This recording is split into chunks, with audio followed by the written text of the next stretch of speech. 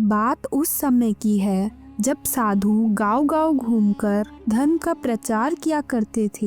हिरणपुर गांव में मोहन नाम का एक निर्धन किसान रहता था, जो था तो किसान, किंतु खेती से उसे कुछ भी प्राप्त नहीं होता था। घर में 2 प्राणी थे, एक स्वयं मोहन, दूसरा उसकी पत्नी। मोहन बेचारा निरंतर मेहनत मजदूरी करता और जो भी कुछ मिलता उसे अपना और अपनी पत्नी का पेट भरता।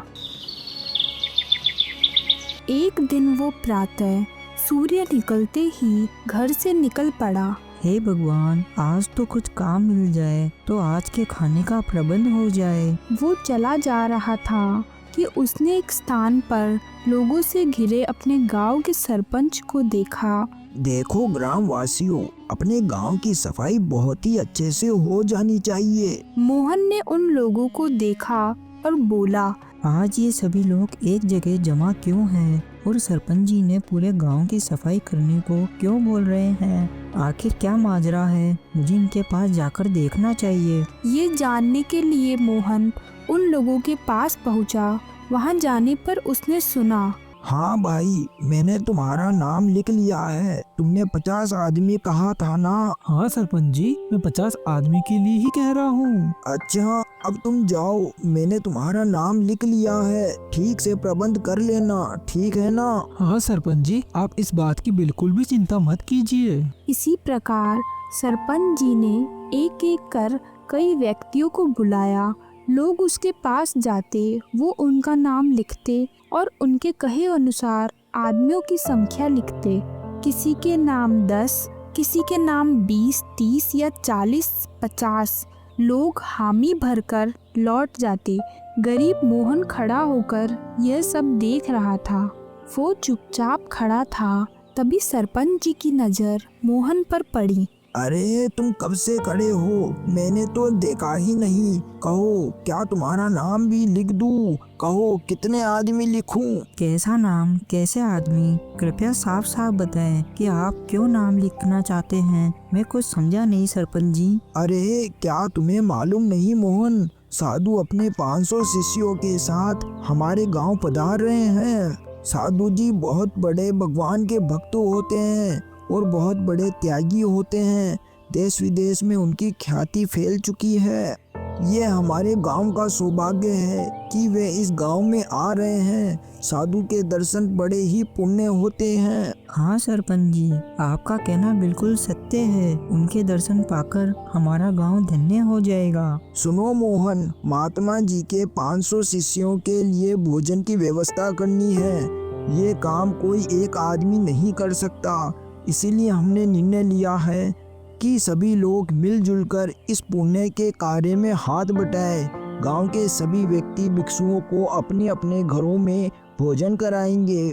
जिसमें जितनी शक्ति और सामर्थ्य है वो उसके अनुसार 10, 15, 20, 30 या इससे अधिक साधु को अपने घर में भोजन कराएगा। इसीलिए ये सभी लोग अपना नाम लिखवा रहे हैं। आप ठीक कहते हैं सरपंच जी, इस पुण्य के काम में सभी को हाथ बटाना ही चाहिए। तुम बताओ, तुम कितने साधु को भोजन करा सकते हो? कितने लोगों का नाम लिखूं तुम्हारे नाम पर? सरपंच जी, आप तो मेरी हालत जानते ही हैं। खास मैं इस शुभ कार्य में हाथ बटा पाता। मेरे तो खुद के खाने के लाले पड़े हैं। मेरे सारे खेत जमींदार के पास गिरवी पड़े हैं। तो क्या तुम एक भी साधु को भोजन नहीं कराओगे? मैं बहुत शर्मिंदा हूँ सरपंच जी, मुझे और अधिक लज्जित ना करे। मेरी दरिद्रता आपसे छिपी नहीं है। सुनो भाई, मैं साफ बात कहना ठीक समझता हूँ। अपनी इस दशा के लिए तुम स्वयं जिम्मेदार हो। मैं जिम्मेदार हूँ? वो कैसे सरपंच जी? जानना चाहते हो तो सुनो। दुखी ना होना और ना ही नाराज होना। जो मनुष्य सदा अपने लिए ही सोचता है और कार्य करता है वो कभी सुखी नहीं रह सकता। स्वार्थी सभी दुखों की जड़ है। यूं तो मनुष्य जन्म से ही स्वार्थी होता है, किंतु वो कभी दूसरों की भलाई का कार्य भी करता है। एक तुम हो जो कभी कोई परोपकार नहीं करते, इसलिए तुम्हारी ऐसी दशा है। क्या मैं सबसे बड़ा स्वार्थी हूँ सरपंच जी? हाँ भाई, बात तो ऐसी ही है। जो मनुष्य सदा अपने ही विषय में सोचता है, ना कभी किसी दूसरे को दान करता है, ना कोई पुण्य करता है, और ना कभी किसी का कुछ भी भला करता है, उसे स्वार्थी ही तो कहा जाएगा। आप सही कहते हैं सरपंच जी। मैंने अभी तक सदा अपना और अपने परिवार का ही पेट भरा है, कभी किसी को एक मुट्ठी अनाज भी नहीं दिया। शायद यही मेरी दरिद्रता का कारण है। कृपया मेरा नाम भी एक साधु का भोजन लिख दीजिए। आप तो जानते ही हैं, इससे अधिक मैं नहीं कर सकता। तभी गांव का महाजन वहां आया। सरपंच जी, मैं 100 साधु को भोजन कराऊंगा। मेरे नाम पर 100 साधु का नाम लिख दो। महाजन की बात सुनकर मोहन सोचने लगा। गरीबी से तो मृत्यु ही अच्छी है। मृत्यु तो एक बार ही होती है, किंतु गरीबी रोज रोज मारती रहती है। खास मैं भी धनवान होता तो आज मैं भी एक नहीं पूरे 100 या 200 साधु को अपने घर भोजन पर बुलवाता। इसी प्रकार मन में विचार करके मोहन अपने घर की ओर निकल गया। घर जाकर उसने अपनी पत्नी से कहा, कल बहुत महान साधु बाबा अपने 500 शिष्यों के साथ हमारे गांव आ रहे हैं। गांव के सभी लोग साधु को अपने घर भोजन कराएंगे, इसलिए मैंने भी सरपंच जी के यहाँ लिखा दिया है कि मैं भी एक साधु को अपने यहाँ भोजन कराऊंगा। पति की बात सुनकर उसकी पत्नी अत्यंत प्रसन्न हुई। स्वामी, ये तो आपने बहुत ही शुभ कार्य किया है। संतों महात्माओं को भोजन कराना बड़े पुण्य का काम है। साधु तो भगवान का दूसरा रूप होते हैं, किंतु घर में तो कुछ भी नहीं है जिससे अपन साधु को भोजन करा सकें। हाँ, मुझे पता है घर में कुछ नहीं है। क्या हम एक दिन भी भूखे नहीं रह सकते? आप ठीक कहते हैं स्वामी, हम एक दिन भूखे रह लेंगे। आज हम दोनों मजदूरी करेंगे ताकि साधु को अच्छे से अच्छा भोजन करा सके। हमारी दरिद्रता तो रोज की है, कभी तो कोई अच्छा कार्य करना ही चाहिए। हम एक दिन भूखे ही रह लेंगे। पत्नी की बातें सुनकर मोहन अत्यंत प्रसन्न हुआ। उसके मन से एक बहुत बड़ा बोझ दूर हो गया। चलो अच्छा है, मेरी पत्नी भी इस काम के लिए मान गई। नहीं तो अभी तक मैं यही सोच रहा था कि कहीं मेरी पत्नी को इस बात से गुस्सा ना आ जाए। दोनों पति पत्नी पक्का निश्चय कर मेहनत मजदूरी करने के लिए घर से निकल पड़े। हे भगवान, हमें कहीं कोई अच्छा काम मिल जाए ताकि हम अपने अतिथि का अच्छी तरह से स्वागत कर सकें। चलते चलते दोनों गांव के महाजन के घर के पास से गुजर रहे थे, तभी उन्हें एक आवाज सुनाई दी। अरे भाई रुको मोहन। मोहन और उसकी पत्नी रुक गए। कहिए, क्या आज्ञा है सेठ जी? देखो भाई, कल मेरे घर पर 100 अतिथि भोजन करेंगे, इसीलिए मुझे तुम्हारी जरूरत है। मैं आपकी क्या सेवा कर सकता हूँ सेठ जी? बात यह है कि भोजन के लिए मेरे घर में सभी सामग्री उपलब्ध है, किंतु लकड़ियाँ नहीं है। क्या तुम लकड़ियों का प्रबंध कर सकते हो? हाँ सेठ जी, क्यों नहीं। अच्छी तरह समझ लो, 100 आदमियों के लिए भोजन बनाना है। मोहन, इस बात का ध्यान रखना कि लकड़ियाँ आज शाम तक कट जाए, और तुम मजदूरी की चिंता मत करना। तुम्हें काम के अनुसार पर्याप्त मजदूरी मिल जाएगी। बहुत बहुत धन्यवाद सेठ जी, मैं शाम तक लकड़ियाँ काट दूंगा। मोहन को तो जैसे मन चाही मुराद मिल गई थी। वो मन ही मन सोचने लगा, ईश्वर बड़ा दयालु है। अब मैं आराम से अपने अतिथि को भोजन करा सकूंगा। लेकिन 100 आदमियों के भोजन के लिए शाम तक लकड़ी काट पाना कोई आसान काम नहीं है। लेकिन क्या करूं, और कोई चारा भी नहीं है। सुनो चमेली, तुम घर जाओ और घर जाकर घर की सफाई करो, और मैं कुल्हाड़ी लेकर जंगल जाता हूँ। फिर मोहन लकड़ियां काटने जंगल की ओर चल पड़ा। जंगल में पहुंचकर मोहन बड़ी मेहनत के साथ कड़कड़ाती धूप में परिश्रम से लकड़ियां काटता रहा। उसके हाथ में छाले पड़ गए। आज मुझे बहुत मेहनत करनी होगी, क्योंकि मैं जितनी ज्यादा मेहनत करूंगा मुझे उतने ही ज्यादा पैसे मिलेंगे, और मैं उन पैसों से अपने अतिथि का अच्छे से स्वागत कर पाऊंगा। और महाजन को भी मैंने कह दिया है, मैं 100 आदमियों के भोजन जितनी लकड़ियां शाम तक ले आऊंगा। मोहन ये सब बोलकर और तेजी से काम करने लगा। थोड़ी देर काम करने के बाद अपनी मेहनत से कटी हुई लकड़ियां के ढेर को देखकर उसे भारी संतोष हुआ। इन लकड़ियों से तो 70 आदमियों के खाने के जितना भोजन तो बन ही जाएगा। थोड़ी देर आराम कर लेता हूँ, फिर बाकी की लकड़ियाँ काटता हूँ। फिर मोहन थोड़ा विश्राम करने के लिए लेट गया। थोड़ी देर विश्राम करने के बाद मोहन फिर से अपने काम पर लग गया।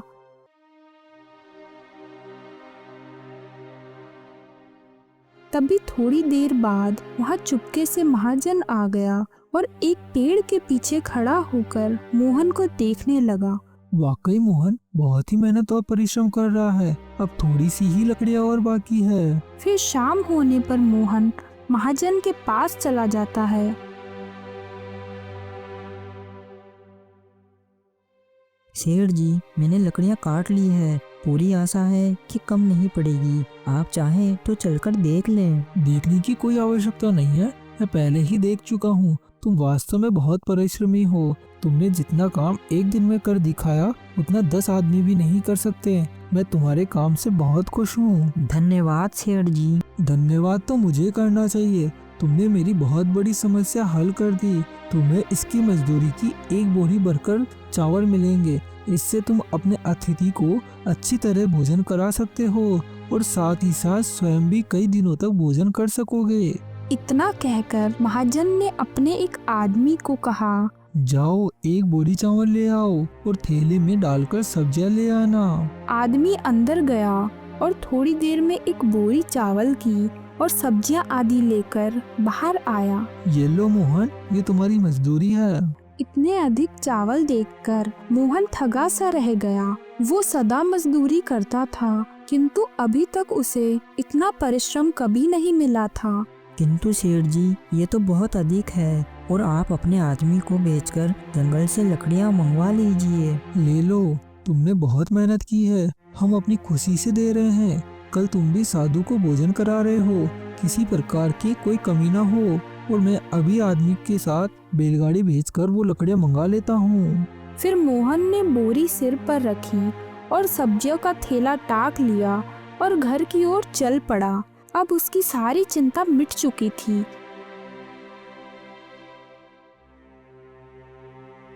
सारा सामान लेकर जब वो घर पहुंचा तो उसे देखकर उसकी पत्नी की प्रसन्नता की सीमा ना रही। वो अभी तक इसी चिंता में डूबी थी कि कल अतिथि के भोजन का क्या होगा। इतने सारे चावल देखकर उसकी सारी चिंता दूर हो गई और वो बोली, आज बहुत मेहनत करनी पड़ी होगी ना, थक गए होंगे। अरे, आपके हाथों में तो छाले पड़ गए हैं। नहीं, कोई बात नहीं। थकान और छाले की चिंता तुम मत करो, वो तो 1-2 दिन में ठीक हो जाएंगे।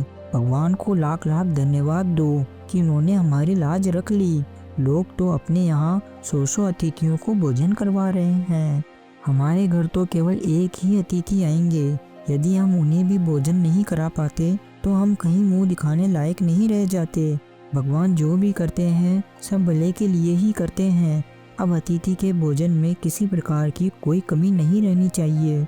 बस भोजन करने के बाद अतिथि खुश हो जाए, इससे मेरी सारी मेहनत सफल हो जाएगी। आप चिंता ना करें स्वामी, सामान तो जुट ही गया है। रहा भोजन तैयार करने का, वो मैं कर लूंगी।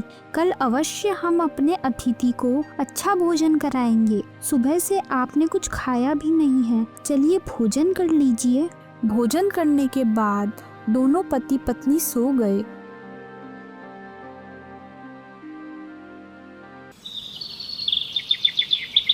दूसरे दिन प्रातः जब वे दोनों उठे तो मोहन की पत्नी अतिथि के लिए भोजन बनाने की तैयारी में जुट गई। मोहन भी सरपंच जी के घर की ओर चल पड़ा, क्योंकि उसे वहां से अतिथि को लाना था। प्रणाम सरपंच जी, मैं अपने अतिथि को लेने आया हूँ। ये सुन सरपंच जी अपनी पंजिका में मोहन का नाम देखने लगे। कई पन्ने पलटने पर भी उन्हें मोहन का नाम कहीं ना मिला। वो बड़ी दुविधा में पड़ गए। और बोले, अरे भाई, तुम्हारा नाम तो मुझे कहीं नजर नहीं आ रहा। लगता है तुम्हारा नाम लिखना ही मैं भूल गया। ऐसा कैसे हो सकता है सरपंच जी, आप ठीक से देखिए। देख चुका हूँ भाई, तुम्हारा नाम नहीं है। बड़ी विचित्र बात है सरपंच जी, कल मैंने स्वयं अपना नाम लिखाया था। आज आप कहते हैं कि सूची में मेरा नाम ही नहीं है। हाँ, कल मैंने ही तो तुम्हें नाम लिखने की सलाह दी थी, किंतु ऐसा कैसे हो गया? अब क्या होगा सरपंच जी, मुझे एक साधु तो दे ही दीजिए, मैंने भोजन की तैयारी कर ली है। क्षमा करना भाई, अब कुछ नहीं हो सकता। सभी लोग अपने साथ अतिथि को ले जा चुके हैं। बताओ, इसमें मैं क्या ही कर सकता हूँ? मोहन की सारी आशाओं पर पानी फिर गया। उसने बड़ी दयनीय निगाहों से सरपंच जी की ओर देखा। उसकी आंखों में आंसू झलक आए। मुझ पर दया करो सरपंच जी, मुझे एक साधु को अपने साथ ले जाने दीजिए। मैं क्या करूं भाई, मैं भी विवश हूँ। शायद तुम्हारे भाग्य में अतिथि को भोजन कराना लिखा ही नहीं था। यही समझकर तुम संतोष कर लो। इस अंतिम उत्तर को सुनकर मोहन पूरी तरह से निराश हो गया और वहां से लौट पड़ा। कुछ दूर चलने के बाद उसे एक तेजस्वी साधु दिखाई दिए जो लोगों को उपदेश दे रहे थे। मोहन के दिल में उस तेजस्वी पुरुष को भोजन कराने की इच्छा हुई। दृढ़ निश्चय कर वो चल पड़ा और सीधे जाकर उसने साधु के आगे हाथ जोड़े। उसका यह व्यवहार देखकर साधु को बड़ा आश्चर्य हुआ। तुम्हें क्या दुख है प्राणी? भगवान, मेरा दुख आप ही दूर कर सकते हैं। मैं बड़ी आशा लेकर आपके पास आया हूँ। इतना कहकर वो बिलक बिलक कर रोने लगा। रो मत, बताओ तुम्हें क्या दुख है। यदि संभव हुआ तो मैं तुम्हारा दुख दूर करने का प्रयत्न करूँगा। भगवान, मेरा दुख बहुत बड़ा है, यदि आप कृपा करें तो वो दूर हो जाएगा। यदि आपने मेरी मदद के लिए मना कर दिया तो मैं कहीं मुंह दिखाने लायक नहीं रहूंगा। ऐसे अशुभ शब्द मुंह से मत निकालो। अपना दुख बताओ, मैं वचन देता हूँ यदि मेरे वश में हुआ तो मैं तुम्हारा दुख अवश्य दूर करूँगा। महात्मा जी, मैं केवल इतना ही चाहता हूँ कि आप मेरे घर पर मेरे साथ चलिए और भोजन करिए। बस केवल इतनी सी बात, इसमें रोने की कौन सी बात है। ठीक है, हम तुम्हारे घर भोजन करेंगे। चलो, हम अभी तुम्हारे घर चलते हैं। इतना कहकर साधु ने उपदेश देना बंद कर दिया और मोहन के साथ उसके घर चल पड़े। ये देख सभा में उपस्थित सभी व्यक्तियों को बड़ा आश्चर्य हुआ। कितने महान साधु है। एक दरिद्र किसान के लिए बाबा ने अपना भाषण भी बंद कर दिया और उसके साथ चले गए। धन्य हो धन्य। क्या भाग्य है मोहन का। कहाँ ये दरिद्र किसान और उसकी टूटी फूटी कुटिया, और कहाँ महान साधु। साधु और मोहन घर पहुँचे। मोहन और उसकी पत्नी ने श्रद्धा और भक्ति के साथ उन्हें आसन पर बैठाया। मोहन की पत्नी साधु बाबा के सामने भोजन परोसने लगी। उसके बाद साधु बाबा भोजन करने लगे। जब बाबा भोजन कर चुके तो मोहन हाथ जोड़कर बोला, महात्मा जी, आपने जो मुझ दरिद्र के घर पे भोजन करके मेरे ऊपर जो उपकार किया है, इसके लिए मैं जन्म जन्म तक आपका ऋणी रहूंगा। मेरी समझ में नहीं आता कि मैं किन शब्दों में आपका आभार प्रकट करूं। मोहन, सच तो ये है कि छोटा या बड़ा कोई नहीं होता। छोटे बड़े का भेद तो अज्ञानी मनुष्य का बनाया हुआ है। ये तो आपकी उदारता है भगवान, नहीं तो मैं तो एक अधम प्राणी हूँ। नहीं, तुम अधम नहीं हो, तुम महान हो। जिनका मन पवित्र होता है वो मनुष्य कभी अधम नहीं हो सकता। हम ऐसे प्राणी को श्रेष्ठ समझते हैं जो परिश्रम करता है, और जो परिश्रम नहीं करता हम उसे नीच आदमी समझते हैं। तुमने जो परिश्रम किया है उसे चाहे दुनिया देखे या ना देखे, किंतु भगवान ने देखा है। आपने हम पर बहुत बड़ी कृपा की है महात्मा जी, जो आप हमारे घर पर भोजन करने आए। महात्मा जी मोहन के घर भोजन करने के बाद काफी प्रसन्न हुए और किसान को आशीर्वाद देकर वहां से चले गए। किसान और उसकी पत्नी बहुत खुश हुए। सभी गांव वासी मोहन की गरीबी के कारण उससे घृणा करते थे, किंतु आज की घटना देखकर उन सबकी आंखें फटी की फटी रह गई। महात्मा जी के जाने के बाद मोहन ने देखा कि उनकी लाठी उसके घर पर ही रह गई है। सुनो भाग्यवान, लगता है साधु बाबा जी की लाठी यहीं रह गई है। मैं उन्हें ये जल्दी से देकर आता हूँ। ऐसा कहकर मोहन लाठी लेकर साधु के पीछे पीछे जाता है, परंतु तब तक साधु बाबा जी वहाँ से जा चुके थे। तो मोहन अपने घर वापस आ गया और वो लाठी उसने अपने घर पर ही रख ली। इसी तरह कुछ दिन बीत जाते हैं। एक दिन जब मोहन की पत्नी खाना बना रही थी तो वो बोली, सुनिए जी, घर में तो लकड़ियाँ नहीं हैं, चूल्हे में आग ठंडी पड़ने लगी है, तो आप थोड़ी सी लकड़ियाँ लेकर आ जाइए। फिर मोहन घर के बाहर से कुछ लकड़ियाँ ले आता है। उन लकड़ियों के साथ महात्मा जी की लकड़ी भी ले आता है और उसे तोड़ देता है। लकड़ी के टूटते ही उसके अंदर से छन छन करके सोने के सिक्कों की बरसात होने लगी। यह देखकर दोनों पति पत्नी हैरान रह गए। लगता है महात्मा जी इसलिए इस लकड़ी को यहाँ छोड़कर गए थे। अब तो हमारे भी अच्छे दिन आ जाएंगे। फिर उन्होंने वह सभी सोने के सिक्के उठा के एक थैली में भर लिए। भाग्यवान, अब मैं इन सिक्कों से एक व्यापार शुरू करूंगा और अपने गांव से सभी आने वाले साधु संत महात्मा की सेवा करूंगा। फिर ऐसे ही कुछ दिनों में मोहन एक परचूनी की दुकान खोल लेता है और उसका व्यापार बहुत ही अच्छा चलता है। तो दोस्तों, हमें इस कहानी से यही सीख मिलती है कि हमें हमेशा खुद के स्वार्थ के बारे में ही नहीं सोचना चाहिए, कभी कोई धर्म पूर्ण भी कर लेना चाहिए। Thanks for watching.